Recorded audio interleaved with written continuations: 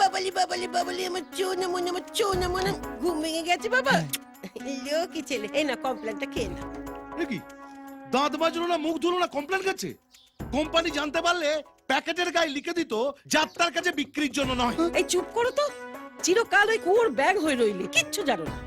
বিদেশে ঘুম থেকে উঠে কেউ দাঁত মাজে, মুখ ধোয়, আগে চা খায়। কি যেন বলে?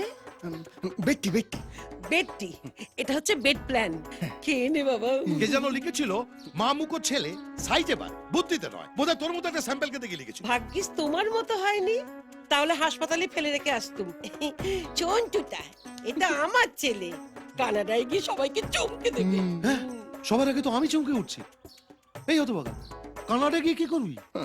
ওখানকার মেয়ে বিয়ে করে গায়ে বিদেশি লেভেল মেরে দেবো। কেন কেন কেন?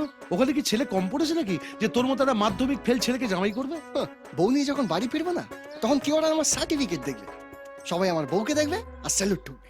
সালাম ম্যাম সাহেব।